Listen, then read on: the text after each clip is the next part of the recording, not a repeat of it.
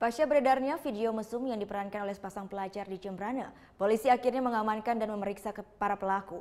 Kedua pelaku ini diperiksa oleh unit PPA Polres Jembrana secara tertutup.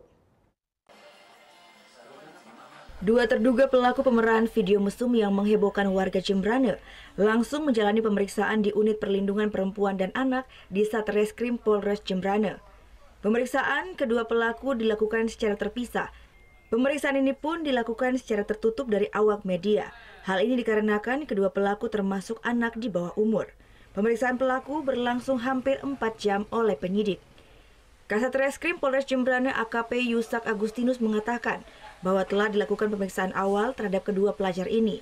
Dan untuk saat ini polisi telah mengamankan beberapa potongan video yang diduga direkam oleh sang pacar.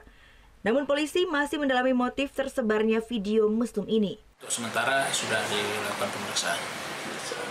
Untuk motif sementara kemungkinan diputusin oleh pacar sehingga ada salah satu menyebarkan. Sakit hati benar ya? Sakit hati. Tapi kami masih dalami itu.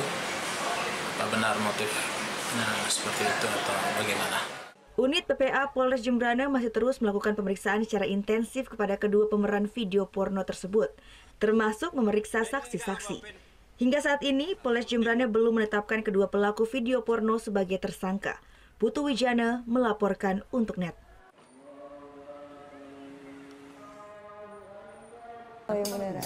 Iya, oke. Tapi gue pernah. Nah, udah kan untuk beritanya? Jangan lupa di-subscribe, di-like, dan juga di-komen ya akun YouTube dari Net Bali. Terima kasih udah subscribe. Yang belum, jangan sampai lupa. Di sebelah sini nih. Notif subscribe.